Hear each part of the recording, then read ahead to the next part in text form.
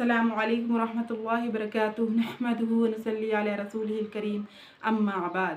हज़रत उमर रज़ियल्लाहु अन्हु के बारे में आता है कि हज़रत उमर रज़ियल्लाहु ताला अन्हु बड़े जलील क़द्र सहाबा में से हैं, जिसके बारे में आप सल्लल्लाहु अलैहि वसल्लम ने फरमाया था, मेरे बाद अगर कोई नबी होता तो उमर होता। जब आप सल्लल्लाहु अलैहि वसल्लम ने फरमाया, जब कब्रों से उठा जाएगा तो दाहिनी तरफ से अबू बकर उठेगा और बाएं तरफ से हज़रत उमर रज़ियल्लाहु अन्हु उठेंगे। तो वो जब इस्लाम एक मरतबा नऊज़ बिल्लाह आप सल्लल्लाहु अलैहि वसल्लम को कत्ल करने के इरादे से निकलते हैं और वहाँ पर पता चलता है कि एक सहाबी आते हैं और फरमाते हैं कि पहले अपने बहन और बहनों की ख़बर ले लीजिए, वो मुसलमान हो चुके हैं। सुनते ही उनके चेहरे पर जलाल और गुस्से के आसार नज़र आते हैं और फ़ौरन बहन और बहनों की घर तशरीफ़ फरमा होते हैं और दरवाज़े पर दस्तक देते हैं। तो अंदर जो है कुरान पढ़ने की आवाज़ आती है और वो जैसे ही दस्तक को सुनते हैं वो कुरान की आयत को छिपा लेते हैं और जब अंदर दाखिल होते हैं तो कहते हैं क्या चीज़ पढ़ा जा रहा था। फिर वो फरमाते हैं कि मैंने सुना है कि तुमने इस्लाम कबूल किया है। तो बहनों ही को इस कदर मारते हैं कि उनकी बहन फ़ातिमा जो है छुड़ाने के लिए आती हैं तो इस तरह से उनको झापड़ मारते हैं कि फ़ातिमा रज़ियल्लाहु अन्हा के चेहरे से खून मुबारक निकलने लगता है। तो कहती हैं कि अगर ए उमर, अगर तुम मुझे जान से भी मार दे तब भी मैं ईमान पर नहीं छोड़ूंगी। ये सुनते ही उनके चेहरे का रंग बदल जाता है। वो कहते हैं कि पहले वो आयत दिखाओ, तो वो कहते हैं पहले गुस्ल करके आओ। गुस्ल फरमाते हैं, फिर वो जैसे ही आयत पढ़ते हैं उनका दिल की हैबत, उनकी दिल की कैफियत तब्दील हो जाती है और फिर वो आप सल्लल्लाहु अलैहि वसल्लम के बारगाह में जाकर वो इस्लाम कबूल कर लेते हैं।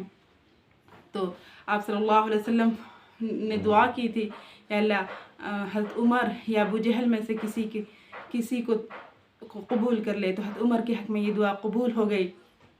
और उनके बारे में आता है जब उनका आखिरी वक्त था और वो 80 लाख मुरब्बा मील के हुक्मरान थे, 80 लाख मुरब्बा मील के हाकिम थे।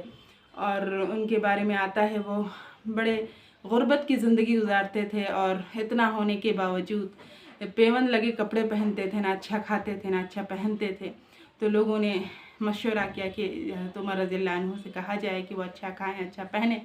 उनकी बात हज़रत हफ्सा रज़ियल्लाहु अन्हा आती हैं और कहती हैं कि अच्छा आप पहले की बात और थी, आप सल्लल्लाहु अलैहि वसल्लम का दौर कुछ और था, लेकिन अब तो वो दौर नहीं रहा। आप तो 80 लाख मुरब्बा मील के हुक्मरान थे, बड़े बड़े लोग आते हैं, आपको चाहिए कि अच्छा खाएं, अच्छा पहने। तो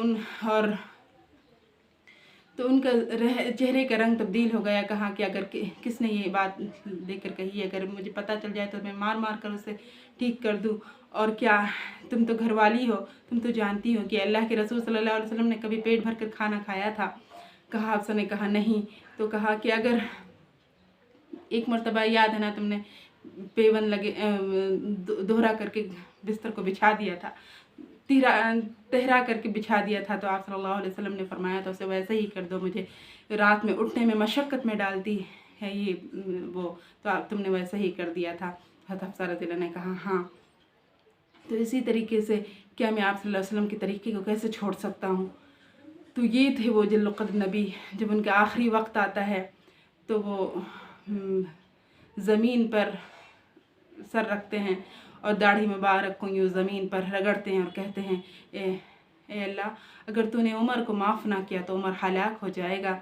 वो उमर जिसके लिए जन्नत की बशारत दी गई हो, वो उमर जिसको आप सल्लल्लाहु अलैहि वसल्लम हमेशा ख्वाब में देखते हैं कि एक महल है और वो किसका है, हज़रत उमर रज़ियल्लाहु अन्हु का है, जिन्हें जन्नत की बशारत दे दी गई हो, जिनके बारे में वो नौजवानों के सरदार हैं, उनके बारे में आता है।